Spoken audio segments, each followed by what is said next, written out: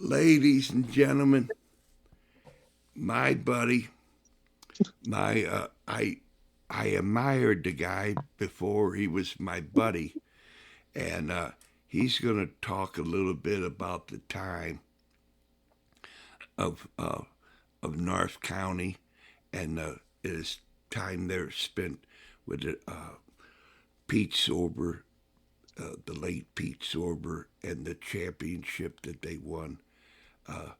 So the man, the myth, the legend, the North County Irishman of the Year, Dennis Dougherty, ladies and gentlemen.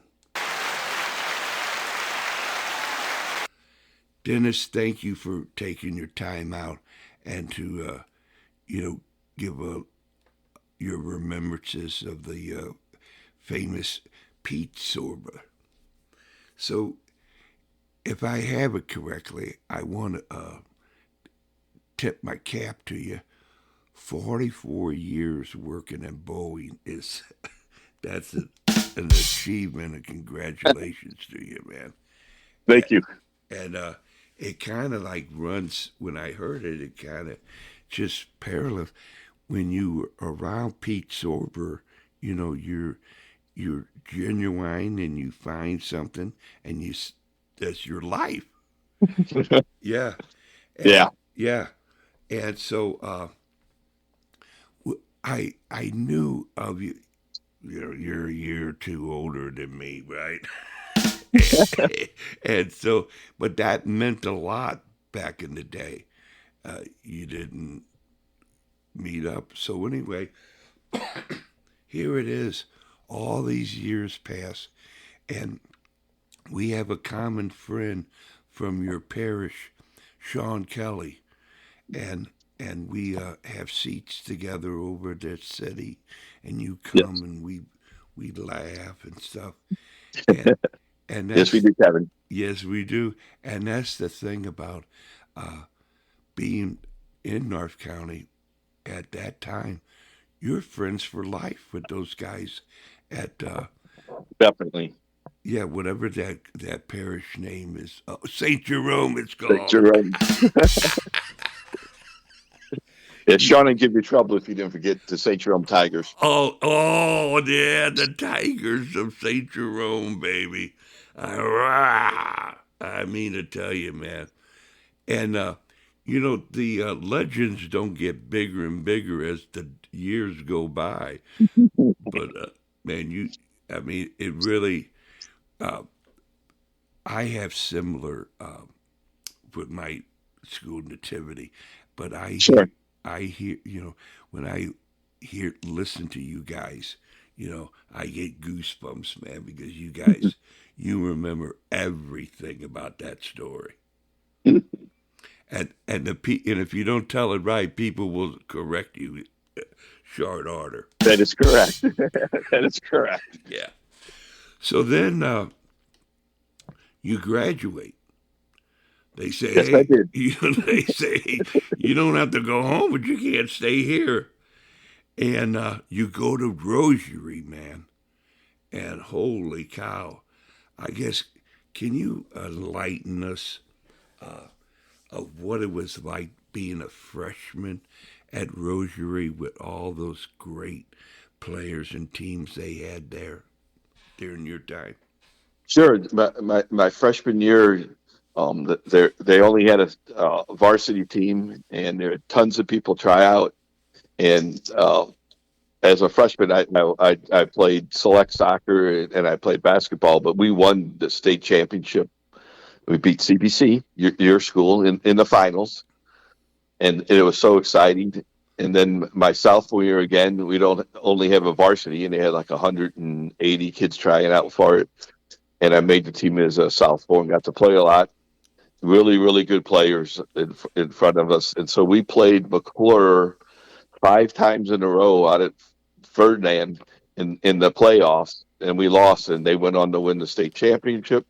My junior year, we played St. Louis U in the finals to like 4 or 5 overtimes. So Tim Twillman scored the winning goal. And then my senior year, we lost to St. Mary's in the semis, and we played the Berg for third and fourth place. And I think we tied 4-4. But there was a bunch of people who played professional soccer eventually on my team, and almost all of the kids would go play college ball. So it was a really, really good environment to play soccer. Or like you said, we're friends forever. Um, Played on the select teams with a lot of those guys, played against some of those guys on select teams. But yeah, they were a very good place to be. Good soccer players, good environment. So just fortunate and feel very fortunate to play with all of those players. Oh, absolutely. When you say select, are you meaning the Pepsi League? Correct. I played for Narco most of my life. Um, Pete Clico grabbed me once to play for Seven Up and was trying to get me to play for Pig Four, but I stayed with Narco because I was friends with the Grands and the Milburns that were running that program. So yeah, I played in a Pepsi league. And that was a good league out in Ferdinand. Me, Pete had a knack for taking people and going over here and going over there. He was a Oh, dandy. Pete Clico, yeah, Yeah, oh yeah, man. Yeah, he was really something. yeah. He's a recruiter and a good soccer player. Oh yeah, and a good friend. Yes, When you have a friend, Pete. yep. Uh, so there you go. You got all that. I mean, you talking about a corned beef and cabbage meal, baby. Holy cow. Well, we were fortunate to also go at Florissant Valley. Pete Sorber would have an open gym, and we'd go up there, myself and Greg Mikowski and Sean and Pete Clico and Billy Sanford. We'd go up there and play against Petcher and all of those guys and just play until Pete got us to know all of us. So when people went to college, they would stay in touch, or some people would just go to Flo just because was a nice guy, liked soccer, and he just had an open gym and just had everybody come up and play. Get. I mean, take a moment and take out the shovel and give us a deep understanding.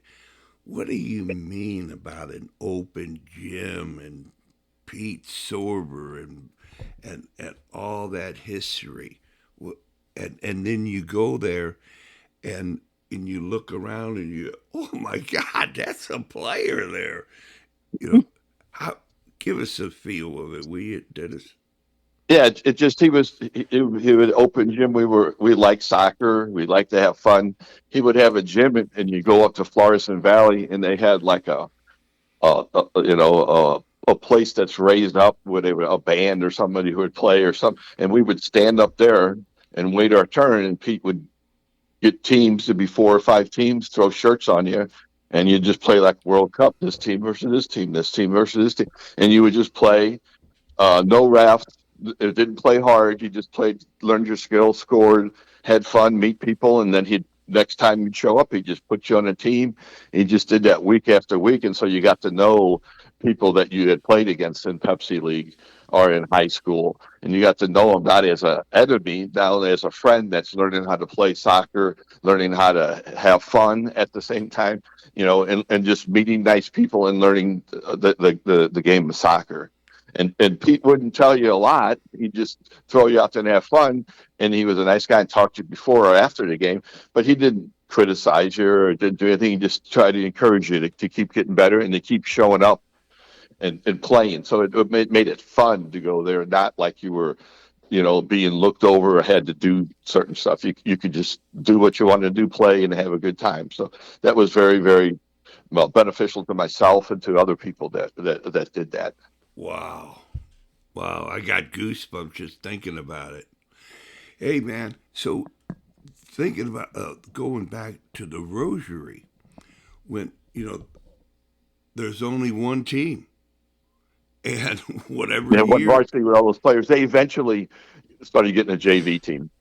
right? But at that time, how just like was that kind of like bizarre? You say, holy cow. Oh I mean, yeah, I looked around. There's a lot of good players I played with at grade school that got cut at Rosary, and then they ended up playing college ball. I played I, I played college with a couple, played with guys at college and against guys at college that didn't got cut all 3 or 4 years they tried out at Rosary. so when you walk down the hall of the old Rosary High School, uh, you knew you were a varsity soccer player, and everybody else did too, I guess, huh? Was that everybody? Yeah, we had a decent football team, decent basketball, but our soccer teams were really really good. So, yeah, on varsity days, you'd walk around with your varsity jersey and think you're hot stuff in the halls and stuff. So yeah, people knew who you were. Right. And that was a packed team. Oh yeah. I mean, can you just give us, name dropping a little bit about the starting up in the front and working the way to goal? Yeah, well, the Pete Kliko was in the middle forward. He's a good ball player. We had another kid that was we had the only kid that wasn't a senior that was playing up there, a Jordan on the thing. But on the right side, Bob Weber played wing. He went to Southern Florida. On the left side, Kevin Farrell was playing.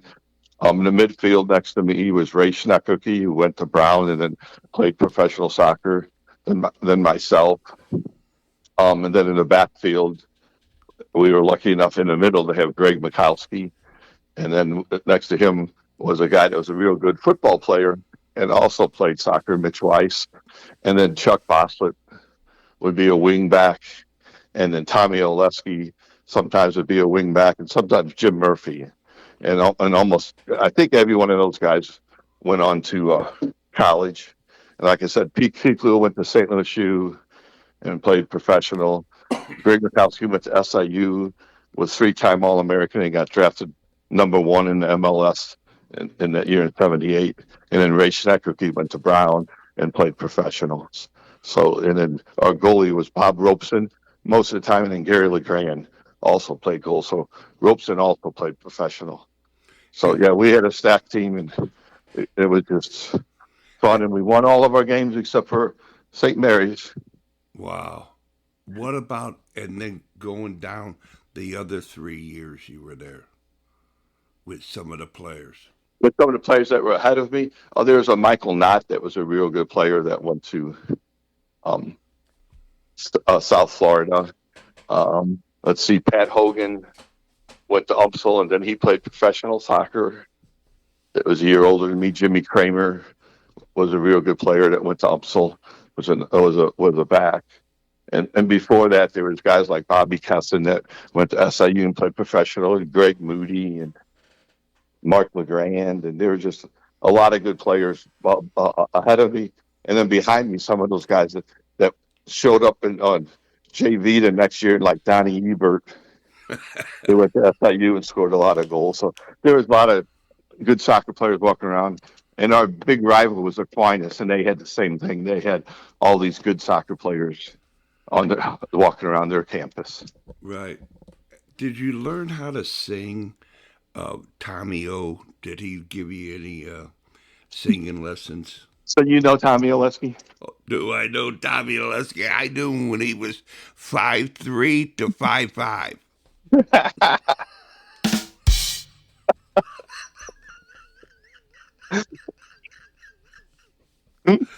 Stand up, Tommy. Stand up. I am. Oh man. Oh, Tommy O. Yep. That I mean, when you get the feel of soccer and be a friend of a friend, is that Tommy O, man. I mean, you had to bring a game with him, man. He and then, but once he knew you had the passion, he became a nicer guy and just friendly, Oh yeah. and just you are constantly laughing. I mean, there's no sadness. Nope. Agreed. And then once sadness hit, he would bring you out of that. And it's just Tommy O was fantastic. You know, uh, Yep. yeah, Good guy. yeah. So there you go. You have all that now. How does the Eastern Illinois uh, recruiting bus come and say, "Come on, come on, come on"? How does that all I happen? Yeah, I didn't get recruited heavily out of high school. There were scouts there all the time, but they were looking at those better players on our team. So, so two guys that are friends of mine, Greg Milburn, that's a year ahead of me, and David Soderman, that's a year ahead of me. We're both at Eastern Illinois. Okay. So I probably had 4 or 5 teams recruit me, and Eastern was one of them. So I decided to go up there, and I went up there for a year, but they paid only for my schooling. They couldn't pay for your room and board. We were D2, and they had some. So I ran out of money. So I But came back and went to Flow. yeah, what did they just give you a tent and you went out in the woods to? Oh my gosh! No, no, no, my Eastern Illinois team was good. We had a lot of foreigners. There's only a couple of Americans, and we finished second in the Division II my freshman year. So I had guys that had played with Pele on my team that were like, that played in like Brazil, had played in Nigeria, had played in Africa. I mean, we had Canadians. It was a opening for me. But these guys are in their late 20s, early 30s, and they were really, really good players. Wow, and that's kind of happening now. That guys trying to get recruited right out of high school, and they're not packed. Like late 20, early 30 Right, year olds. right. Yeah. So that junior college uh, seems, for as Wales certified, Mhm. is the way to go. I would recommend. Yeah, I mean, I mean, showing up at Flow, luckily Pete had known me just a little from playing at those open gyms or whatever. So I just kind of, walk up and say, "Hey, Pete, I'd like to try out for a team." He said, "Hey, Dennis, how you doing?" Myself, like I was saying, Jimmy Roth went away to school and came back to Flow that year. My friend Pat Turner went to Rockhurst and came back. There's a couple other guys went to Rockhurst and came back. So we just people like wanting to play for him. He was a nice person, a knowledgeable soccer player, had won a couple championships before, so it made it very, very nice to join that team. And then there were players that were already there, like Steve Petcher, that was a two-time All-American junior college, and Joey Harris that were already there, and Moose Crankiel and other people that had played, met met McVeigh that had played the year before.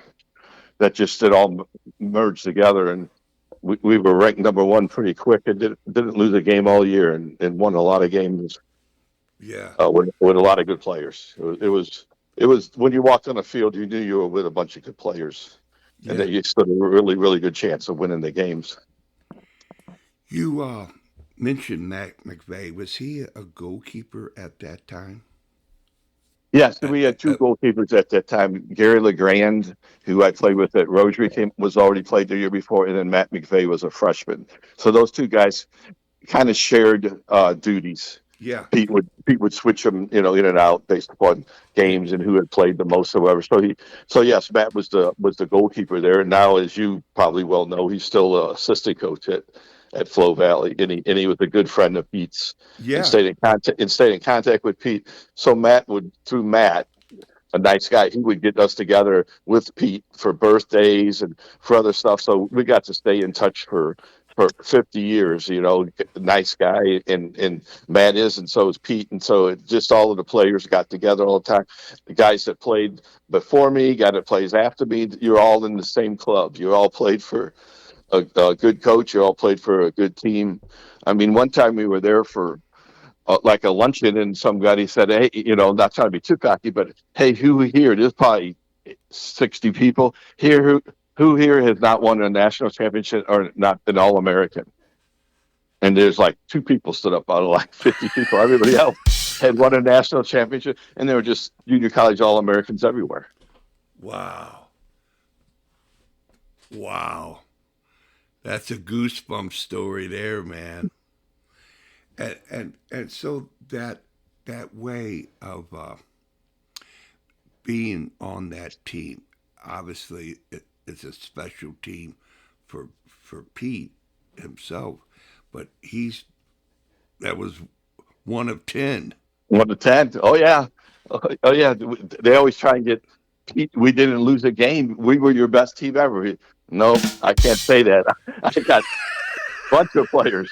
I mean, one time Steve Petcher introduces me to Denny Vaniger and said, "This is Dennis Dougherty, a friend of mine. He played on a national championship team. We didn't lose a game." And his response was, "I played there 2 years and we never lost a game." I'm like, "Well, there you go, Denny." Oh wow, man. Oh wow. What at you know, so you know that I know that you know. You're Whale Certified Hall of Fame, just like Denny Vaniger. I mean, the both of these are state in the Hall of Fame of the Whale Certified, baby. You're way too kind. I am not in any of those guys' classes. I Oh was just yeah. lucky. I'm just lucky to be able to play with some good players. Well, not being in your circle, but being outside the circle looking in, you were Denny. You had a good reputation around town, and you were you know you were a good player, and you were a nice player. You know, you did everything that was asked of you, and you were a gentleman on and off the pitch. So hats off to you. Yeah, no, Thank you, Wales. yeah, and it's almost like really anybody who played in that era, uh, if they don't mention Denny Dougherty, they didn't play really top flight competitive ball. You're Mm, always in the mix. So, thank so you, sir. all right then. So you're there, and they once again they say, "Hey, Denny, you don't have to go home, but you can't stay here." How do you go over to Don Dallas and Umpsall? Well, I wasn't sure I was gonna. My mom would get phone calls because Pete Sorber's a nice guy, and he would recommend you to colleges. So I would go out with my friends to the granary and go to a place, and I come home, and my wife would be going, "This coach called. This coach called. This coach called." I'm like, I don't know if I'm going to play anymore. I don't know if I like soccer, but I'm just like, I don't know. Maybe I need to study and go to school or do something besides just play soccer all the time. And I can remember the one time I came home that Jerry Yeagley, coach from Indiana, his name was on the list. I'm like, wait a minute, this is a Division One team that has won a national championship before. I Yeah. got to call that guy up. Right. I call him up. Hey, what's going on? Hey, Dennis, I need a halfback. I'd like to offer you a scholarship. And I'm just like, Jerry, I'm interested. Did you see me play? Nope. Why would you give me a scholarship? He said, I called up Pete Sorber, and everybody knows Pete is honest and has good players, and said, do you have a halfback that is a Division One quality? And Pete said, my name, Dennis Stardy. I'm just like, wow, that's pretty nice of Pete. He never told me that he liked me playing that much. Yeah. But Upsall was playing.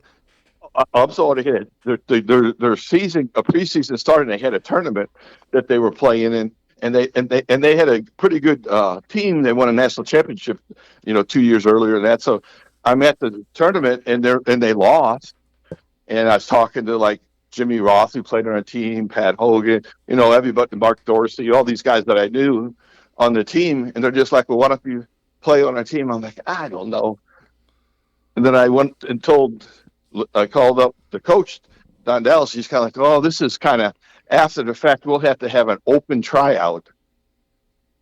So Umpsall had an open tryout, and it was probably kind of a weird one because like 40 people showed up and they picked me to join the team. So then I was on the team after that. So that was kind of bizarre. But yeah, I went to Umpsall after that for 2 years. And my junior year, we finished third in the country. And in my senior year, we got in the playoffs, but we did not advance to the finals. Wow. Were you ever nicknamed DD for Dennis Doherty? Yeah, some people call me DD. Other people, my nickname mostly was Darts. Probably Nice. given to me by probably given to me by Pete or Greg Mikowski Face. Nice. So here you go. I mean, once you said it, holy cow, you married your high school sweetheart, bro? That is true. Wow. That is true, sir. Wow. And we're still married. How many years is that, bro? Oh, don't put me on the spot. All right then. All right then. But you know your answer anniversary date, I think, maybe, huh? Yes, I do. Okay, great, great, great, good. You can use this episode uh, as a reference. So, so there you go, man.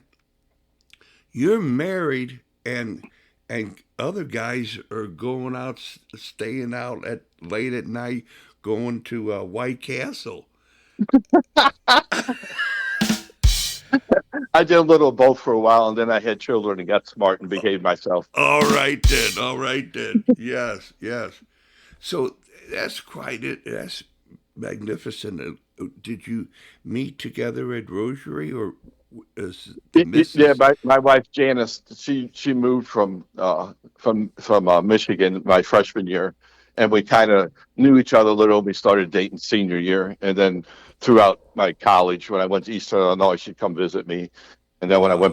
when I went back to Flo, obviously I was back home, and Yeah. and then when I graduated from UMSL, we got married in '78, Wow. September 2nd, 1978. So I don't get in trouble. Way to pick up. Way to pick up, Irish. Man, yeah, nice. Oh man. So congratulations. And so when did the time come that you said, "Hey,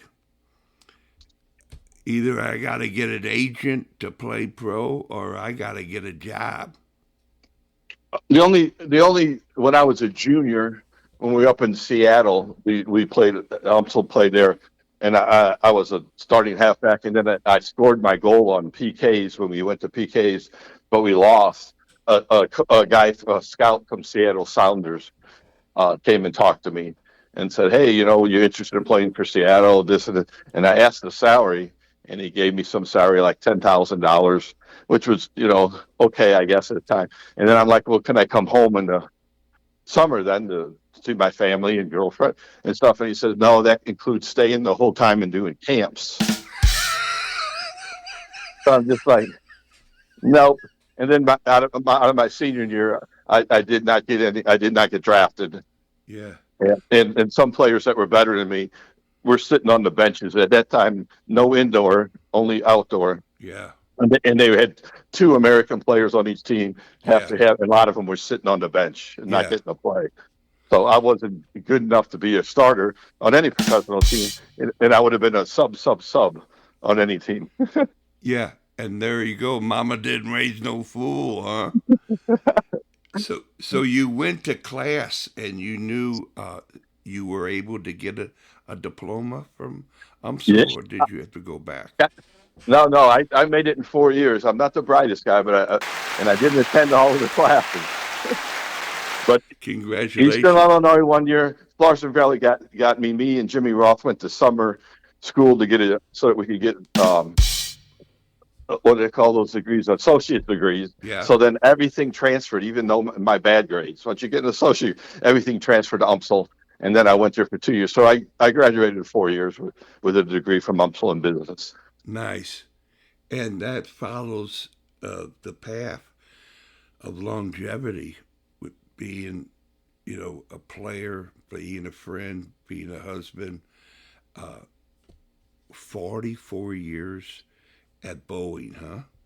Yep. Man, you were there during the propeller years, Yeah. huh? What was also nice at Boeing is I played on an indoor soccer team that was coached by Dan Leahy, No who was a way. soccer player. And then I met Wally Warner was on my team. Um, Holy cow. Jimmy Egan, who was a Yeah. good player, Yeah. was on the team. I'm thinking, forgetting the guy's name, he's going to kill me. He played for U.S. national team, and it was on our team. He went to St. Philip Neri and Rander Fields. Oh, I'm going to be in trouble. Yes, you are, and I can't pull you out of it. Sorry, I, pal. I know oh shoot, but anyway, I played indoor soccer on that team, and obviously it was like a 7 or 8 teams in the league. We won the league every year because we were stacked with decent players. Wow. Wow, man. Bo, Sean always talks about that Anheuser-Busch uh, Yeah, league. Yeah. yeah, And, yeah. We played in a company sponsored tournament out in Delwood, and we played a bunch of teams, and we played AB in the finals, and I think we won that game. oh, Sean will probably correct me, but there was a tournament of like us, Monsanto, Anheuser-Busch, Boeing, yeah. you know, Wow. whatever. And our team was good, and we took a couple of good players that we knew off of the other team that we played against or whatever. So Well, the Egan brothers, Kevin was A and B, and then you had the other brother for Boeing. yeah, you're right. That is correct. Yeah, unbelievable, and you've seen a lot of that, that with brothers, and then you would have the older brother, the younger brother, and the names, and you would say, "Are you? Was that your brother?" And everything. Right, Yeah, right. yeah, and so, well, you got 5 more minutes with me. Sure, Kevin.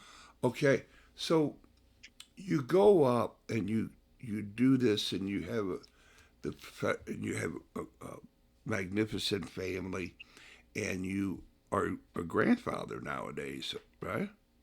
Correct. Yeah, and so you see the beginning of soccer that is like real tight. I'm sure the conversations, you know, uh, in St. Jerome on a Friday night after school say, "Hey, we North County, and then we go to the world." And I, It didn't work out, but we gave it a try. yes, you did, baby. Yeah, you did. And I was just wondering, for all that, and then how Pete, his funeral mass is Friday, and Yes. over the college church of all St. Francis Xavier over there, Grand and Lindell, you know. Yep. I saw you at Pat McBride's, similar type of thing. Yeah, yeah, exactly. And so you and I, we see all that. I am curious about your saying of what what what was our reality back then, and what we thought would be our futures and stuff. And then St. Louis and America is almost, we're still there, or we haven't progressed, or do you think we've progressed? What is your feelings about American soccer? Well, luckily, when we were playing, St. Louis was really a good place for America. The other people didn't catch up to us. So St. Louis U was winning, UMSL was winning, Flo Valley was winning, Quincy was winning with St. Louis players, Rockers had St. Louis players, Eastern Illinois had St. Louis players, Western Illinois. So yeah, and there's a lot of championships won and all that stuff. So back then, obviously, we were the best in the United States. When I played at Eastern Illinois, those guys were like, "You're from St. Louis?" They're from Nigeria. They're from foreign countries. They think St. Louis is it for soccer. That's the only place that soccer is being played here. So they really looked up. So St. Louis was really a hotbed in soccer. Obviously, we were good. Kudus was winning, Open Cup. So was all these other people. So we were really good. But the question was, were we good compared to the rest of the world? I guess the answer was no. But I didn't know that world. I Yeah, just knew, my world. I knew I was having fun. Um, I like playing soccer. I ended up being able to pay for my college. Otherwise, I wouldn't have went to college probably because my two younger brothers didn't get a chance to go to college. So college, it was very, very good to me. But yeah, it's hard to tell with all of the pay for play and all of the select teams and all this stuff, whether obviously the players are better. They're faster, quicker, better than I was. but everybody is doing that. So St. Louis obviously doesn't win like they used to, but it doesn't mean that they'll still like soccer and they'll still think there's good players in St. Louis, and hopefully we can continue to be have good players come out of here. And I think the training's better too. But like I said, the rest of the world was way ahead of us, and I guess they're still ahead of us. Well, Pete was always quoted as saying, literally between 10 to 20 blue chippers every year, just in Yeah. that North County area. Not, Yep. not, and then you add in the South Side, you know, holy Oh yeah. moly. Yep. Yep. Well, yeah. Well, even when we played in a junior college, and we were playing in the finals and semifinals, a lot of those teams had a lot of foreigners. There, we had 100% St. Louis players on our team. I mean, like I was saying, we knew most of each other even before we played on that team, just through the soccer family and through Pete's open gym at Flo Valley. Okay, well, uh, not to put you on the spot because but you came out of it with the misses. That was beautiful. Was that good? Is that is there something you would like us all to know, and just your personal feelings uh, about Pete Sorber, and is it's a custom here at Wales Certified to say, "Hey Pete, hey Denny, hey Dennis, hey Dart, whatever you want to say to who you ever want to say it to, for as long as you want to say it for, this is your opportunity." Well, Pete himself was very, obviously he was very influential on me by letting us play in the gym, letting me beat those people. And then when I came back, coaching a team, winning the national championship. But afterwards, when I would see him at St. Louis U soccer games where Mike was coaching or whatever, he still remember you now. Now remember, he coached probably, 30 years of teams and all that. He'd be, hey, Darts, how you doing? And he remembered people's names, treated you so nicely, that it's just like it makes you feel good that a guy that he ended up being an assistant coach at the Steamers too, a guy that coached professional people, a guy that coached national championship, still would talk to you, be nice to you, remember your name, treat you like an individual. So that was very, very nice. I'm not the only one who feels that way. Like I said, when they would say, "Hey, it's Pete's 80th birthday, we're going to meet at some place," 60, 70 guys show up, and Pete's real humble. I don't know why you guys show up. I don't know why you guys talk to me. I'm an old man. Or like, because you were a mentor, you were a coach, you helped us along as young men and then our friendships that he helped by making it fun, that the friendships we developed are still with us. Yeah, 50, like I said, we're getting together uh, in a couple of months to celebrate our 50th anniversary. Um, Obviously, we're going to be a little sad because Pete's not going to be able to celebrate it, but I'm sure his son Mike will be there. And so yeah, so I feel fortunate to have met good players, good coaches. I continue to like soccer. I go to the games. I see Kevin Whalen at the games. Um, I just like the soccer community. I like the people in it. Um, all the people I played against and all the people I played for most part, are very nice people. And when you see them, you still reminisce. I listened to you and Sean and Lou English go around and talked about all the fields that you played at. I mean, it's amazing how many games we played and how many fields we played on and yeah, how many man. different teams and how many different people you met through that. So it just, it's just a joy. And I just feel like I'm very fortunate to have done that. And I'm just glad I'm still friends with a lot of those people and still stay in contact. So it keeps life interesting, Kevin. Yeah, And yeah. Well said. And you knew Mike Sorber when he was a little kid in the gym, huh? yeah, he was kicking around. Who would have thought? One time after Pete retired from Flo, I'm like, Pete, don't you miss coaching at Flo? He's like, Dennis. He said, Darts, I have the best job ever. I get to travel around and watch my son play on the U.S. men's national team. Wow. And he had a big smile on his face. I said, you know what? That is pretty freaking good. Yeah, man. Yeah, yeah, man. That is pretty freaking good. So I just got to really know Mike over the last couple of years through Matt McVeigh.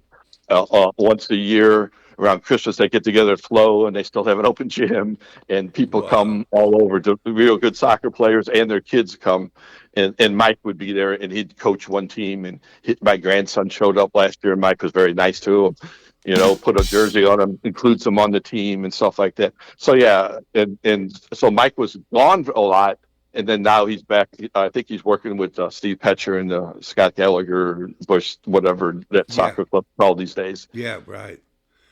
So I Oh, guess Mike's like he's like talking to his dad. They're both very reserved, both very nice. They don't ever brag about themselves like I brag about myself all the time. I yeah, mean, you would have never know the guy played so well on that Mexico World Cup team. yeah, Um, yeah. he's just they're just they're just nice people. Every once I'm amazed at how actually cool they are, and Hmm. I don't know what their insides are like, No, but that's if true. you hook them up, their heartbeat is real nice and everything. But Yes, I yes. I tried to I'm kind of not. I'm not like that. I'm not like that Irish, me neither, man. Me neither. Me neither. All and I right don't think then. you are either. No, I don't not at think you are all. either. You don't have to think it. You know it. All right. So anyway, I want to thank you for taking time out and having this chat this morning. Okay. Oh no, I appreciate it, Kevin. Uh, I appreciate it. Thank you for keeping all of the soccer stories alive. I listen and it makes me laugh. right on, baby. Yeah. If it stops laughing, you ain't gonna have the whale around. All right then. Take All care, right. Dennis. Okay. You too. Thanks, Kevin. Bye bye. Bye bye.